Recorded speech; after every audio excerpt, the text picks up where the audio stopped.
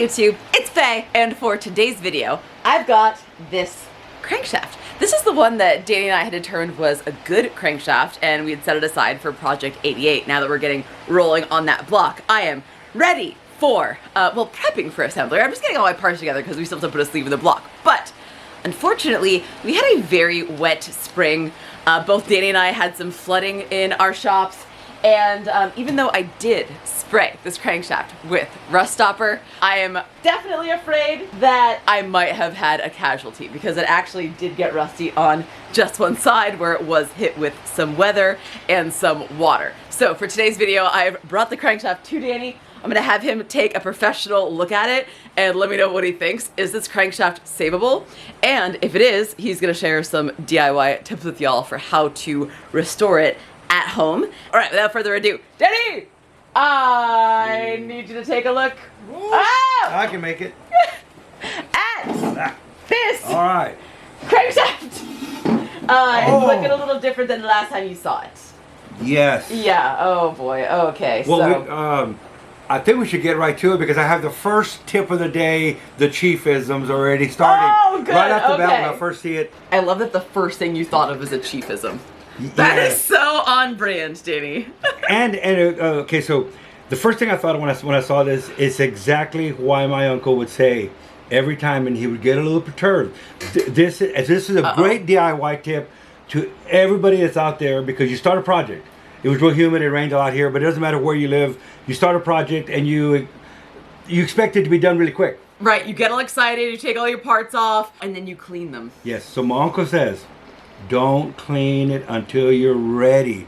He would get really perturbed if you pull the block apart, and we would build a lot of motors. So a lot of motors we would buy as cores, and we would take them out and get them ready. Well, a lot of times you get a little, as a kid, I wanted to take a bunch of motors apart and have them all ready. He would get really upset because they start to rust instantly. Instantly. You put it in the hot tank.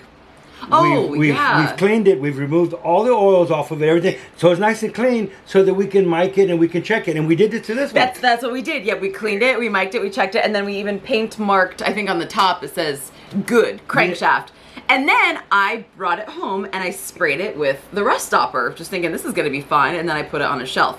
Well, when we had that flood and my roof leaked, it leaked onto everything on that shelf. And so, as you can see, there is one side that is... And which is weird. Rust is really weird. We had the same thing here, leaking on that part of the shop, and the blocks that were sitting in the bottom. The odd thing is the bottom cylinder and a half that was next to the concrete. Oh yeah, it didn't get rusty. No. It was only at the top.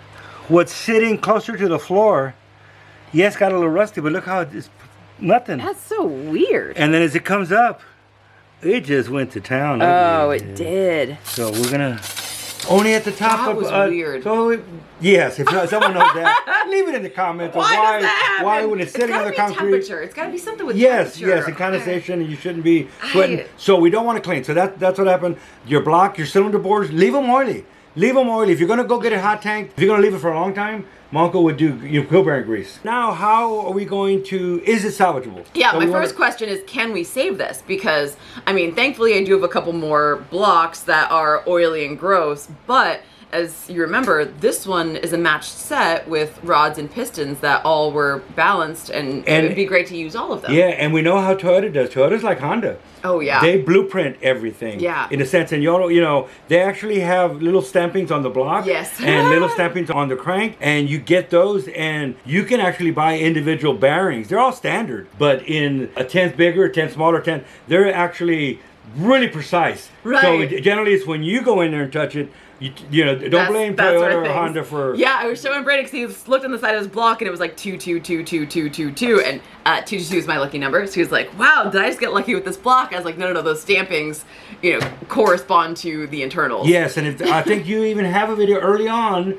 how to decipher the code for the bearings. I will link that here, right above. Yeah, Go ahead and click somewhere up here if you're interested in seeing that video. So, first of all, is it salvageable? It looks salvageable, and here's the deal. The rust, the pitting that's in here, a lot of the pits go into the crank journal. Right. Okay, don't make a mistake. Do not make a mistake and polish it because you like the pretty shine. you'll sit there and you will polish it, and it'll be beautiful, and you'll not be usable anymore. Correct. Then you'll have to send your crank out and get cut. Unfortunately, or fortunately, I think it's fortunate, but unfortunate, because for the industry probably doesn't want to educate everybody out there on this, but hey, it has to be said, Hondas, Toyotas, and other manufacturers, including some of the race stuff, the cranks come hardened.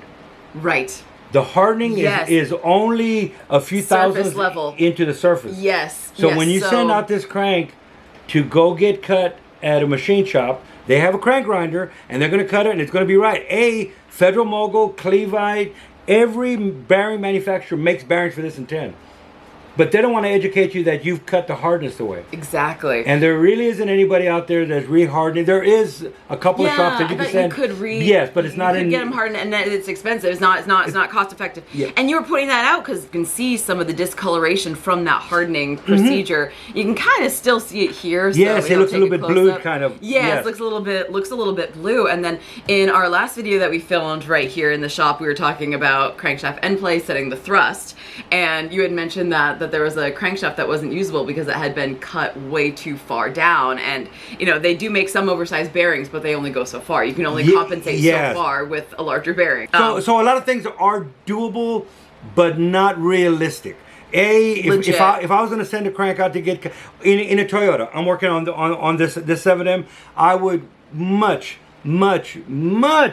rather buy another engine just to pull a crank out of it. I would rather have a good standard crank, even with a couple of tenths wear on it, than a crank that's been cut by someone that cut your radius away, that didn't put the radius back in. Right. Yes. Okay, so can we polish this out without cutting it, or do I just pull another crankshaft, set of connecting rods and pistons out of another good engine? Okay, so the first step is we want to clean it. We want to clean it because when we go to polish it, we don't want to get oils on our polishing cloth. We want it nice and clean so that we can just polish. The next thing is, don't worry about pits.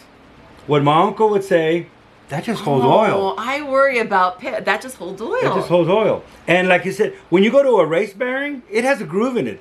They actually put a groove in the bearing to put more oil in it. So if you have a scratch in a journal, there's bearings that have not only a scratch, they have a groove. Oh, God! So you just have a grooved crank. So a scratch in a journal that has a groove in it, not to worry. It is not only not going to affect anything, you will cause more damage. I've seen people trying to polish it. Yeah. And then they bring it in on Mike and I go, oh my God, it's an egg, first of all, because you sat there and went to town on one side, and they go, well, there was a scratch and I wanted to, because you know how that a nick or a scratch No. Anything that's under the surface is just a void to hold oil. I remember this from when I brought in my cylinder head, and there was a big gall in, well, you know, we don't have cam bearings on Toyotas, but where the camshaft rode in the cylinder head. And it wasn't parallel with the camshaft, it was perpendicular to.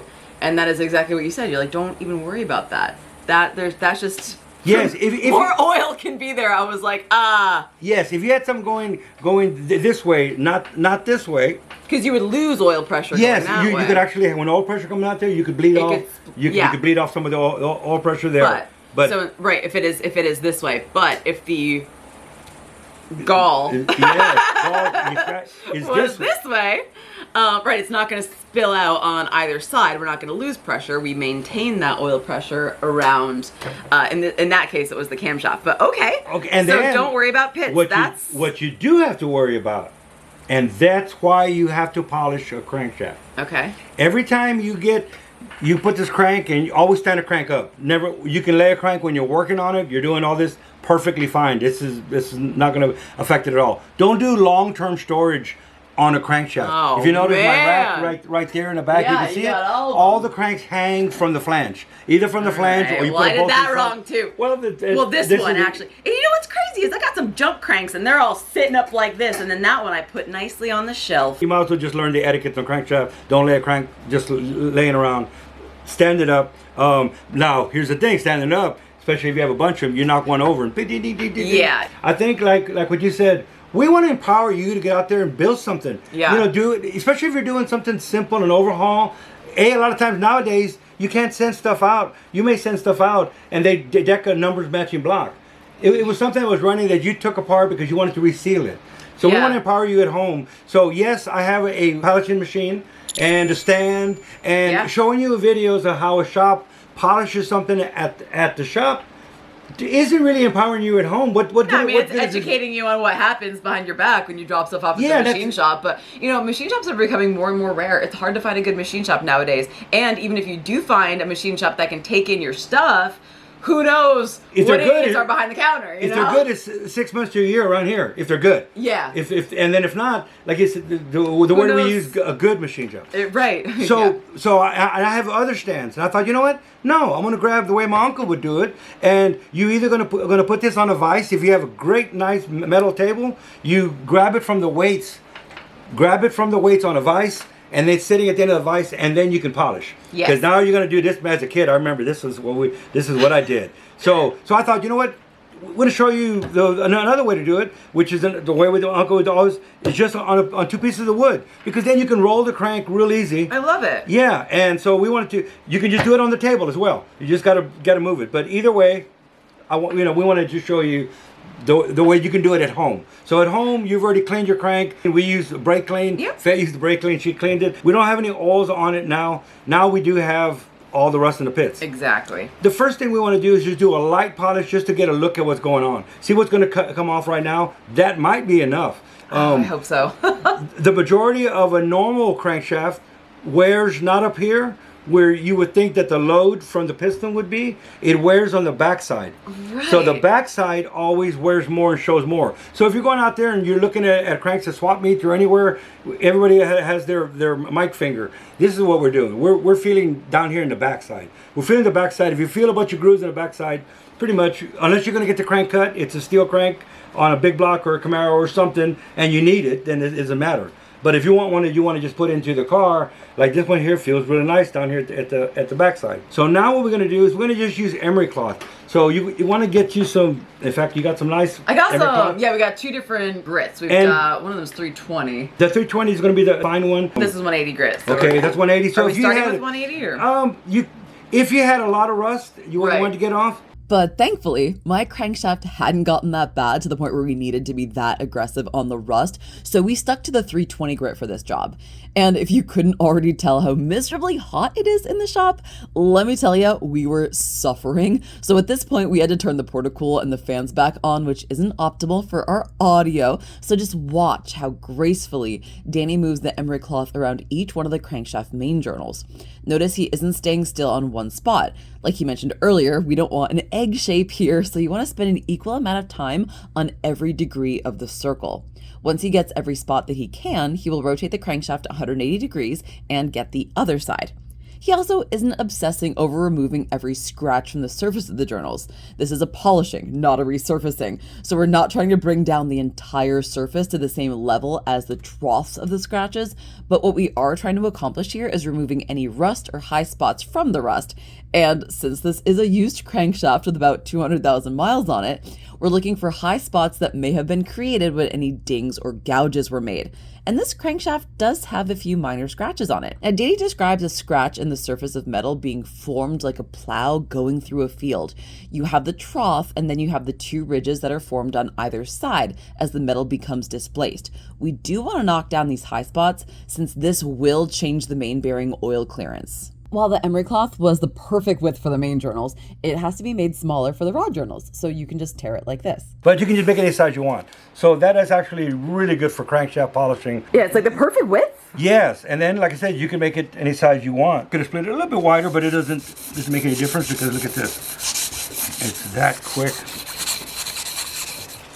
Danny then went through and polished all of the rod journals just like he had done for the main journals. I'm going to show the next 3 journals at real-time speed so you can get a sense for Danny's rhythm and cadence here. Plus, it's just a joy to watch. You can also see that he's using just a couple blocks of wood to hold the crankshaft off the table and keep it from rotating. But then, once he's finished with this side, he's once again rotating the crank 180 degrees and performing the same polishing procedure on the other side. Now, this is only the 320 grit. And although the end result here looks absolutely incredible considering where we started, there's still more work to be done here. Danny recommends starting out with the 320, but then moving on to an even finer sandpaper to achieve the final polish finish that we're going for here.